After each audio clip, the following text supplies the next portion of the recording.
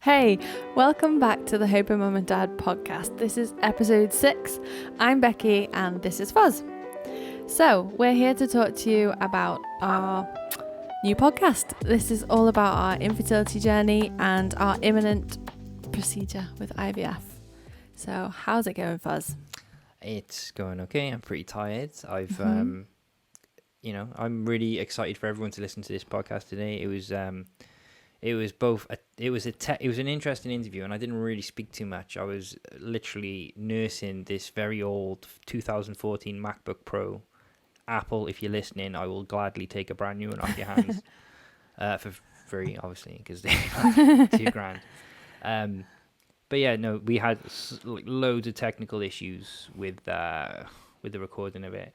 Everything's good.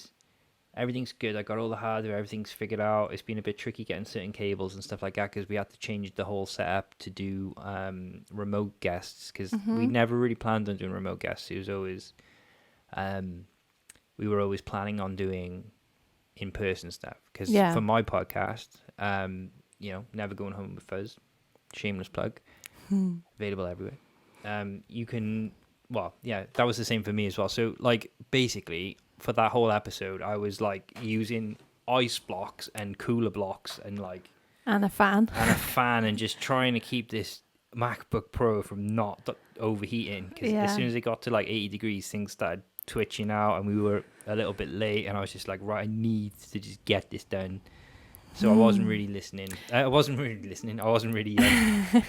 doing too much talking. I was just literally keeping an eye on the temperature and producing. So, putting the show together, which will follow in a minute when me and Becky wrap this little conversation up. But when I'm sure you'll enjoy it. I'm really excited for people to listen to it and hear it.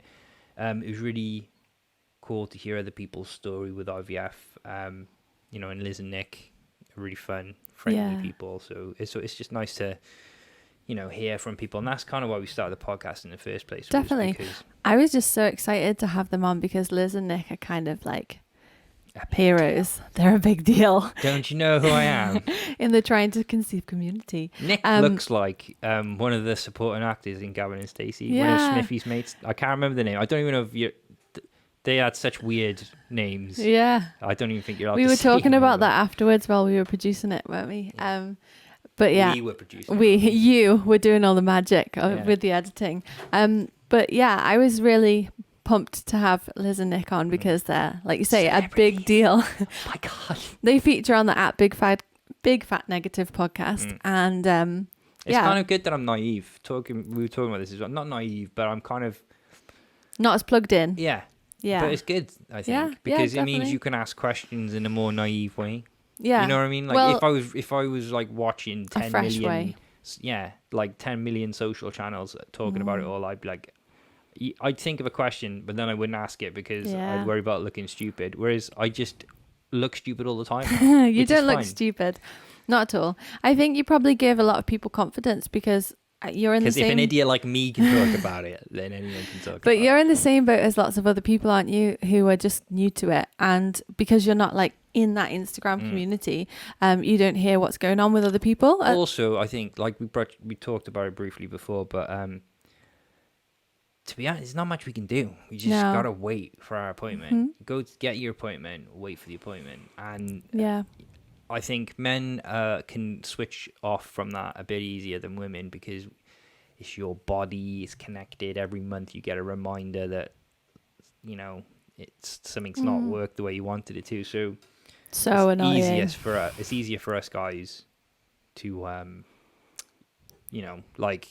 just put it aside and be like, compartmentalize that. Unless your name's Fuzz and you live with Becky for 2 weeks of the month where I go crazy. What do we want to get? Like shopping list is just like baby bread beans, baby bread beans.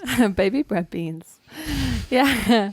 So it was amazing to have Liz and Nick on, and they were sharing their experience and how they've been through IVF quite a few times now. Still positive though. Yeah, really positive. And the next steps of their journey, they talked to us about seeking out kind of different pathways as IVF hasn't. Yeah, we won't give too much away because we want you to listen to this podcast, which Yeah. is a miracle. It was like an IVF podcast in itself, the amount of technology and tinkering and Yeah, we everything. definitely set ourselves a challenge of starting this podcast during the pandemic. Yeah. But we've done our best, and yeah, I think there's been technical issues on nearly every episode, but fortunately, our guests have been really patient, and they're really, being really thoughtful for coming on and having us interview. I've got some new equipment and stuff turn up. So we've got backup equipment. It's just so annoying. It's basically the temperature. Yeah. It's the temperature. Probably doesn't help that it's been hot lately as well.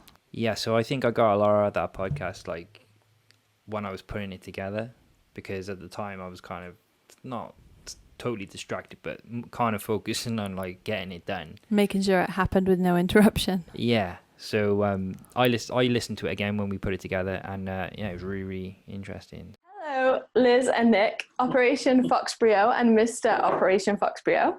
How are you doing? Good. Very well, thank you. It's so great to have you on the podcast. And if anyone is listening back, they will never know that we just had to repeat that because of technical issues. Lol. So smooth. Seamless. Absolutely. Smooth as F. So how was your day? Yeah, it's been okay. I mean, to be fair, our lives are fairly boring at the moment. Yeah, I can look out the window and see the nice weather. Can't sit in it. Yeah, so we're both working from home. I'm downstairs, Nick's upstairs, and we meet occasionally for lunch, and that's about it. Oh, I love it. Lockdown life. Proper lockdown life in our house. Proper lockdown life. Oh, so yeah, we're all getting on, I guess, aren't we? It's been a bit hard for us trying to conceive crew, though. I think harder in some cases. Yeah, definitely. I think it's difficult, especially now, because things are easing a little bit. So you've got a lot of people who are starting treatment, kicking off treatment, resuming treatment. And I guess for you guys, nothing's really started yet. No, so we are trying to conceive babies in terms of IVF. We're literally in the paddling pool waiting to get in. Would recommend staying that way, but it's probably not going to get you where you want to be. So. Yeah, so true. So obviously I've been following you for quite a while, like I said, on my personal account, and now we've fully immersed ourselves into the trying to conceive IVF community with Instagram, and we're out. Yay. So you guys are currently on the Big Fat Negative podcast sharing your story. So would you like to share with everyone where you guys are at in your journey and how things have been for you in general? Yeah, so I mean, do you want to go? You tell it so much better than me. You sure? Yeah, carry on. So yeah, we got married back in 2015 and decided that we wanted to expand our family. And so we kind of did the standard 2 years, regularly, getting down to it, and basically. So I was very keen to go and see the doctor and to sort of find out what was going on, because that is my nature. I'm just I just need to know what's happening, so that I can just sort it out and figure out a way through. But you were not keen. No, I was a head in the sand type of guy. Yeah. So I didn't want to hear the bad news. Well, no, because you don't want to hear bad news. But I'm just feel at least if we know, we can deal with it. So basically, we discovered that Nick has anti-sperm antibodies, which means that his body refers them or reacts to them as if they're like a foreign object. And so doesn't allow them to go and penetrate an egg. So that's kind of initially what we were told was stopping us from getting pregnant. And we were referred for IVF, ICSI, almost straight away. We actually ended up doing a private round initially because my BMI was too high for the NHS. I remember in your first episode you saying how your dad kind of wangled you a bit of a deal at his clinic, or at the clinic below his work. Is that right? Yes. Yeah. How convenient. There was just below his work. I know. And of all the people, my dad's like sauntering into like, can you do me a deal, please? Yeah, can you sort my daughter out with a baby? Yeah. So we ended up having a ride with them and had a few issues with transfer and things like that. And we didn't really get a massive number we got very few eggs, really, didn't we? So four. So it kind of, we sort of realised early on that we didn't have particularly high numbers. So it was likely that my egg reserve was quite low, which was equally a contributing factor to the reason we weren't kind of getting pregnant. And so we actually ended up having 2 funded rounds on the NHS as well, neither of which were remotely successful. One resulted in no eggs, and one resulted in 0 fertilisation of 4 eggs, which we didn't even realise was a thing. So. Yeah, you don't. You think you're going to go through IVF, so you're going to have an embryo and it's going to go in you and it will be fine. Yeah. So we basically had like 3 rounds of IVF, but we've only ever transferred 1 embryo. And after that, we kind of took a bit of time because we were feeling pretty battered and bruised about the whole thing, very delicate. And we've then started exploring various options that were available to us, whether or not we consider more IVF or we actually look towards adoption to expand our family. And we have decided to go towards the donor egg option. So we are exploring donor eggs, and we're probably going to kind of go down that road and see where that takes us, I guess.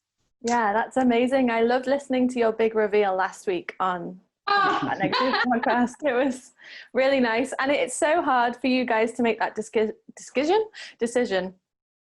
Because like you say, there's so much to take on board and weigh up and think about. And I think it sounded like from the podcast in the last few weeks that you kind of really battled in your own minds personally, not between each other, but, about which way you kind of wanted to go. Yeah, you called the adoption lady. Yeah, the day after we found out we failed our 3rd round? Yeah, because I just love a plan. So for me, adoption was like definitely kind of on the cards. And I think you're absolutely right in that we just really weren't sure which way we wanted to go. And we never wanted adoption to feel like a sort of second option, because I think, you want to go into it 100%, making that potential child or potential children feel like they are everything. And I think for me, I just didn't feel the emotional connection the more I looked into it that I hoped that I would feel, because I think in the back of my head, there was still this potential normal option to consider, with being able to carry a baby. And I think I definitely didn't appreciate how important carrying a child was going to be to me until it became a reality that it might not happen. It's almost like possibly it's difficult to get over that step, because naturally you would conceive and, like you say, carry a child and be pregnant, and that's part of your journey to becoming a mum. So it's kind of in the different sense, if you adopt or if you have a surrogate, you kind of skip that step. So it's kind of, I suppose, looking a bit more at the male perspective in a way, where they just get a baby put in their arms and they're a dad. So it's kind of trying to shift your mindset and get used to it that way. Yeah, definitely. And you were really good, weren't you, at just kind of letting me go through these different phases. And you were very much, kind of the opinion, just like you said, really, that I would never have the opportunity to be pregnant anyway. So I don't really understand. Yeah, that was your, not decision to make, but to get put into your head Yeah. what you wanted to do. Yeah, and you were really supportive of that, so it was good. Like I never, because Nick was always very much team adoption, weren't you? So I never felt guilt about the fact that I just didn't have that, or I was struggling with that emotional connection, which made the decision less stressful for me, for sure. Well, I think I am pro adoption, but I was also quite impatient, and I think you have to wait 6 months post treatment before you can adopt. Yeah.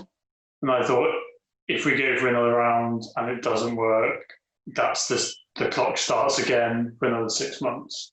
But if we try now, the 6 months will come quicker. Yeah. I mean, wow. It is, you've been on a hell of a ride, really, haven't you? Yeah, it's been a long old road, I think, isn't it? And it's weird because kind of getting closer to going through IVF again, which is scary in itself, but certainly with donated eggs, it's really hard not to kind of, I guess, feel a bit like you guys do in terms of just that excitement of actually being able to do something active and, you know, the possibility that it might work, because it's such a major shift in what we've done before. But I'm also trying to kind of be quite realistic with myself about the fact that, you know, it is IVF and it is still not guaranteed. So it's hard not to get excited about it, to be honest. It's so hard to find that balancing act, I think, between being hopeful and then being realistic, because I mean, when you've got all your hopes and dreams on having a baby come to your family to grow it, kind of all you ever want, it's so hard, isn't it, to just let go and be, like you say, realistic. And wow. So in terms of the pandemic, and now you've decided to use donor eggs, I know today you were talking on your stories about the process of choosing. How are you finding that? Yeah, it's quite weird. I mean, we've kind of likened it very much to how we met, really, because we met online. We're like, you know, we're an internet couple. And, you know, you put in your criteria and you could, like, you know, select your sort of things that you would like and wouldn't like in your donor. So it's a bit like that, really, isn't it? You sort of get this catalogue and then you have to, you know, select what colour eyes you prefer and what colour hair you prefer. And it's such a weird thing to do. Yeah, it's almost like any internet shopping, isn't it? It is, realistic. Yeah. So you try and then add to basket. It's literally add to basket. And when you said having a catalogue, it made me think of like a donor egg Argos catalogue kind of thing. Like you flick through, this is the green eye colour section, and this is a lady in her 30s, and yeah, it must be so strange. It is really weird, and I think because I speak with a lot of ladies who are also looking at sort of donor conception, and every single one of us, I think, has considered it in a slightly different way. So I think there are some people who wait for what they call like a live match. So they're able to sort of match with an individual who will then go through egg collection and they will sync up their cycles. So they go for like a transfer. Some people like me have gone for, or us have gone for eggs that are already frozen. So they've already been collected. So they're sitting in like an egg bank. And then obviously there's the whole concept of like anonymous donation, which tends to happen abroad, versus known donors, which, you know, again, a friend of ours is doing that. So they know and have met their donor, but they're not a family member. And then we're doing, obviously, I guess, semi-anonymous, I suppose. Yeah, they got the opportunity to meet when they're 18, or not necessarily meet, but contact. Yeah, so any donor that we select will have the opportunity to contact any potential child when they're 18, or vice versa. I thought it was the other way around. No, they can do it both ways. To me. There you go. So Wow. yeah, and that's law in the UK. So if you go for any UK donor, I think that's what puts a lot of people off being donors, because the anonymization thing has disappeared now, so people are like a bit unsure about being contacted like 18 years down the line by a potential child. Yeah. But they also have the opportunity to write a letter, which is included in their bio on the website. Yeah, so it's quite, you get to know people a little bit that way as well. So because it's quite an altruistic thing to do, I think, isn't it? Donate your sperm or your eggs. But I think sometimes the way it is portrayed in film and TV, especially like 10, 20 years ago, they kind of made out like, oh, that's something that people just do to make money. But I think a lot of the time now it's more altruistic, and people are doing it because, you know, they want to help someone else. But then you have to consider that, yeah, like you said, that maybe in 18 years time or longer, if they've been in the freezer, someone might contact you and be like, oh, hello, I'm your genetic child. Yeah, it's a really, I think, big ask from people. And we listened to an interview with a lady who had donated her eggs, and that was really helpful actually to hear like her insights into how she felt about the fact that she had donated. So she was very much like, I don't know if I want kids, so I'm kind of doing it to help someone else out, which is great. But she was also sort of saying, as far as I'm concerned, I'm donating like a gamete, I'm donating a cell. Like I don't think really of the child that might become from that cell. And I don't see any emotional connection for me. Yeah. Which is really helpful to hear actually, especially if you're going for someone who is like potentially going to contact, you know, a future child. You don't want them to be thinking of your child as their child just because there's a genetic. It's a bit of a minefield, to be honest. And so we've sort of talked quite a lot about. Yeah, I suppose if you know that the donor is thinking about it on a more of a genetic cellular level, then it's kind of, you know, almost putting like, I don't know, something in place to kind of put you at ease in a way and help you make that decision. Yeah, definitely, because I mean, you know, as far as I'm concerned, there's a really kind lady out there who's donated some eggs. That means that potentially we could be parents, and I think you need to be really threatened by that to be able to then allow it to be part of your potential family. But yeah, it's good to know that generally people don't see it as being you're basically raising my child, because that's not it's not the case. It's not the case legally. So I guess it throws into concept the whole definition of the term mother, because your mother is someone who's raised you and looked after you and nurtured you from however long, you know. That's where it's so different for everybody. But it's really exciting now that you've decided, and now, once you've picked your donor, because clinics are opening again now, can you kind of get back into the swing of things and start treatment? Yeah, so we've kind of contacted our clinic, and they said that once we sort of selected a donor and done all and bought the eggs and all that sort of stuff, we can organise for things to get going again. They've suggested that I might want to have a mock embryo transfer just to make sure that there are no issues anymore. That's become quite standard with you, isn't it? Has become quite standard with me. So we need to do that. But yeah, it's a case of let's get going. I won't be allowed in. No, me on my own. So yeah, very, very similar to I think what a lot of clinics are doing at the moment. Just single person in, face masks on, very kind of, you know, obviously sterile, and making sure that there aren't many patients milling around and nobody's coming into contact with each other, and everyone's wearing the correct PPE. So yeah, they've sent out guidance as to what they're proposing to do. Like that for the foreseeable future, isn't it? I think so. It'll be interesting for you both, because obviously you've never experienced that before, having had all your treatment pre-pandemic when everything was normal. Yeah, and I guess you're kind of hopefully going into the cleanest place you can go into by being fertility. Yeah. So I'm not too worried about it, but Oh, it's so exciting.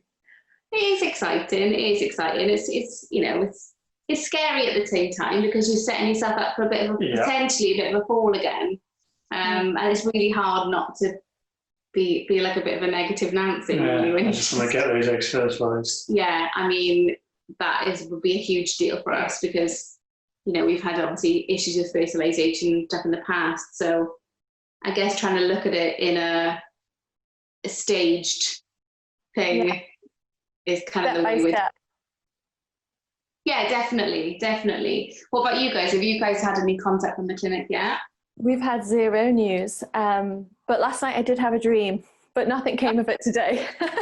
I dreamt that they asked me to come in for a scan, and I don't think that's even normal procedure. I think obviously they come and get us to sign some forms first and talk about a treatment plan. So it was a very out there dream, but hopefully in the next few weeks we'll hear. Yeah, that'd be nice. That'd be nice because you must be the same as us, like seeing everybody online kind of starting treatment and stuff. You feel a little bit left behind, but you know it's for the right reasons because they wanted to make sure that everything is safe for you and things. But definitely, I mean, it's kind of almost a bit of that twinge of pregnancy announcement guilt, not guilt, but jealousy at first, you know. Oh, wow, like hopeful for them and excited for them, but at the same time like, oh, I want to be doing it too. Yeah, definitely. How do you guys feel about starting, you know, potentially going into it and starting treatment?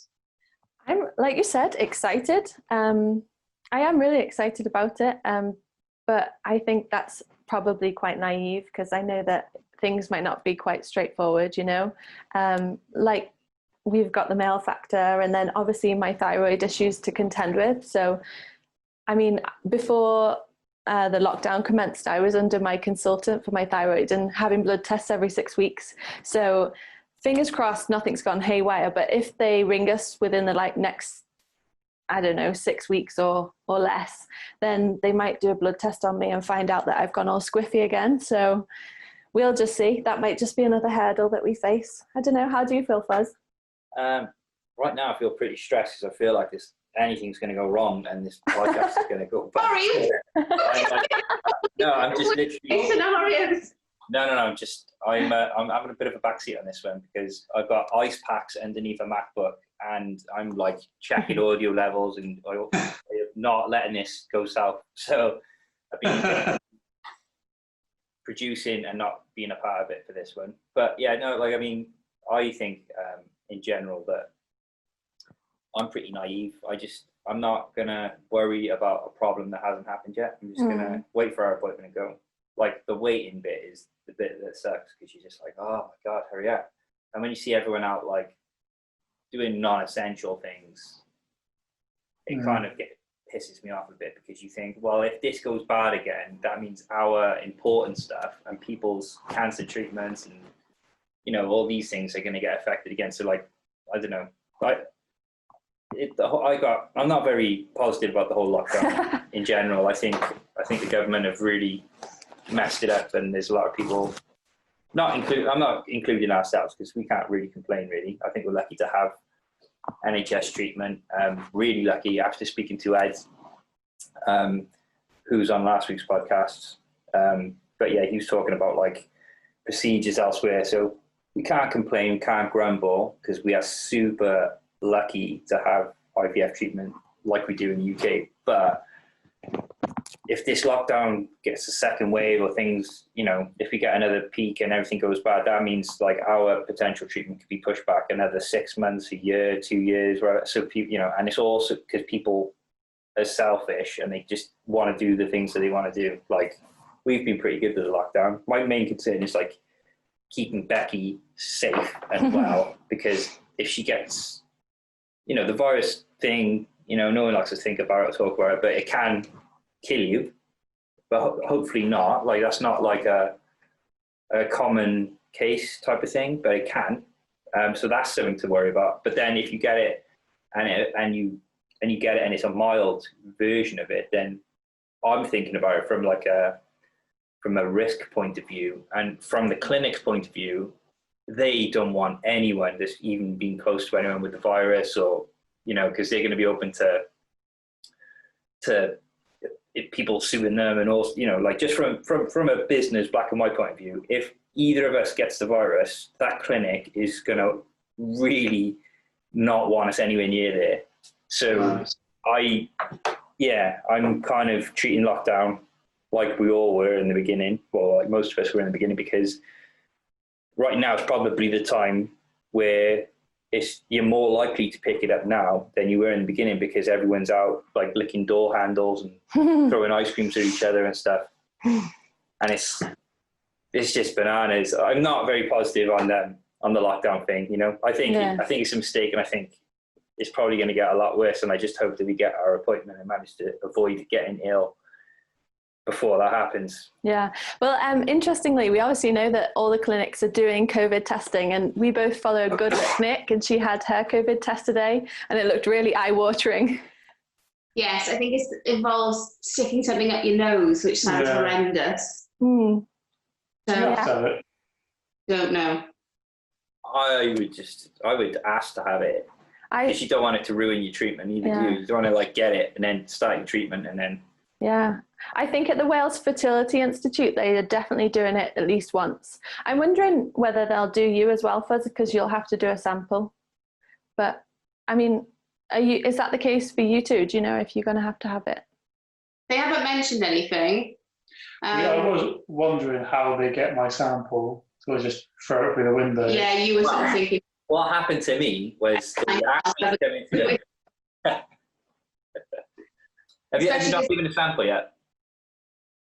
No, so Nick's a home kind of guy. Nice.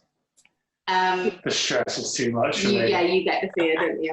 You're a bit closer to Cardiff as well, aren't you? So it's a bit easy traffic-wise. I tried doing it at home and bringing it in, and it was like Speed minus Sandra Bullock, though. It was just like racing through Dennis lanes, like at the legal speed limit, of course, and trying to get there. And then I got there, got lost.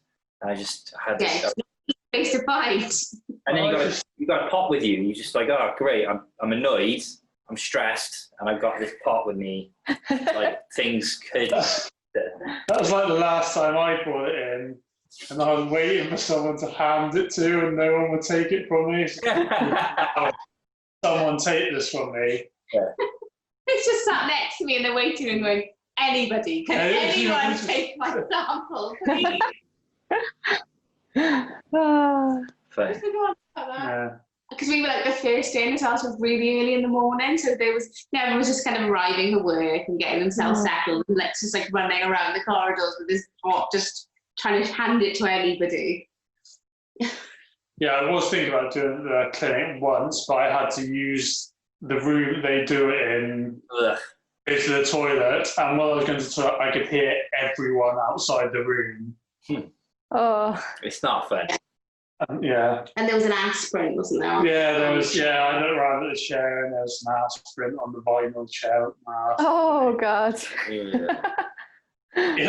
IVF's gone pretty unromantic as it is. I want to keep some mystery. Yeah. Oh, bless you. So I do feel for you guys. It's not cool.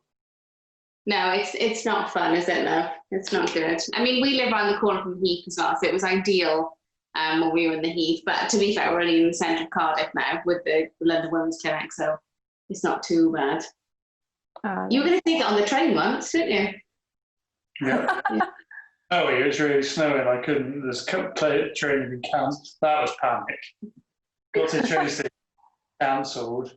Where are you? I need the car. Yeah, please, quick. It's melting. No. Oh goodness. Oh, so now, like, what's the next step for you then? Are you just waiting for the go ahead from the clinic? Yeah. So we just we've bought some eggs. Lovely. Bit of a spoiler.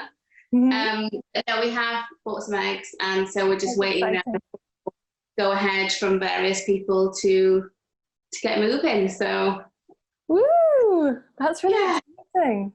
Oh well, when you have started that process, it would be wonderful to have you back on again to talk to you about how things are going, if you feel like it. Yeah, of course. I'm always happy to. Yeah, it's been lovely to have you on, and I'm really glad that you reached out and said, "Hey, we'll come on," because I've been putting my DMs out there. Definitely good to just catch up with everyone, go through similar stuff, and share the progress and stuff like that. Because it just, there's just so much waiting involved. It's nice to hear from people that have got positive things, So yeah, and hopefully it will be a little bit easier next time. We had a few technical issues, so that was that should be a lot better. No worries at all. It was lovely to chat to you guys, and I will be watching with bated breath and hoping that the clinic get in touch with you very, very soon. Yeah, and we started doing this thing. We're kind of trialing it out at the moment, but we're hanging out, doing a Twitch every Tuesday at 8 p.m. So it's kind of like What is a Twitch? Can you please explain that to us, because we have no idea. So I was and I knew. I have only just got into it myself. But basically, Twitch is a live streaming place, so it's kind of like, imagine like a public Zoom. So you just hang out. A lot of people play games and stuff. So we were playing like Crash Bandicoot and a couple of the retro games we grew up with. Just have the work on. But there's a chat room, so people can we can just talk about what we've been up to. It's more of like a hangout, and it's just I don't know. It's kind of like a step further than like DMs and Instagram and stuff. It's just like an actual physical place to hang out and just talk about stuff and whatever. But yeah, like we're giving it a go. We're still fairly new to it, and I'm terrible at Crash Bandicoot, and Becky's better than me, so we need to get a different game. I've never heard of it. You'll know about it if you tune in at Tuesdays. I will, yeah, I will. No, that'd be good. It's a nostalgic game from like more than 20 years ago, really. Yeah. Okay. You'll get back and watching. I might set up Tomb Raider, because Becky literally shits herself playing Tomb Raider in the front room with the big speakers on. She's like, "Oh my God, yeah, Lara, what are you doing?" I do rarely play games, but I love it when I do, and I freak out. I feel like I'm there. True story. When I downloaded Tomb Raider for Becky to play, the first thing she said was, "Ooh, Lara's had a haircut." I love that. So I'm very into the graphics, probably because of my art background, but hey ho. Cool. Right. We'll catch up with you guys in a bit, and good luck with all the progress and stuff. And yeah, thank you so much for coming on. It's been fabulous to talk to you. Very welcome. Thank you for having us, and good luck with everything. Yeah, enjoy your evening. We'll talk soon.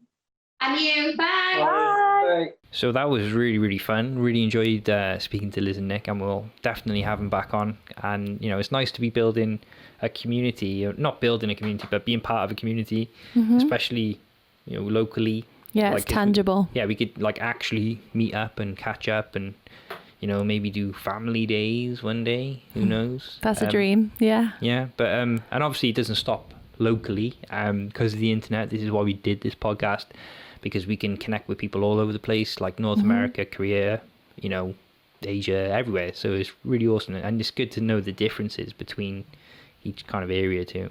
Yeah, definitely. And next week we have lined up another super episode. We'll be interviewing Kev from At the Man Cave, and he is doing a lot on Instagram to raise awareness for the male factor in infertility. So I can't wait to speak to him. And it would also be great, as we're such a new fledgling podcast, if you get in touch with us and let us know what you'd like to hear. Let us know if you want to come on, and if you want come out, hang out, just talk about stuff. Yeah, we are hanging out every Tuesday at 8:00 on Twitch, and on Twitch it's twitch.tv/Hoping Mum and Dad. Yeah, just type in Hoping Mum and Dad in the search bar on Twitch if not. But yeah, it's pretty easy to find us, and we just it's hang kind out. of it's like a hangout. It's we just play games and be silly. We will probably do we give a little update on what's going on at the beginning, but then there's no strict format, and it's not like just about IVF. But what we thought we could do would be have a space where we could hang out and people could drop in, because the way the Twitch works, you got like a chat, so we could just be hanging out playing games. And then people can drop in and let us know what's going on, and we can speak to them while we're doing it, and you get to see both Becky kick my ass at Crash Bandicoot and Becky shit herself when we play scary games, shooting zombies. Yeah, and like stuff. last It's night, This Is hilarious. Us.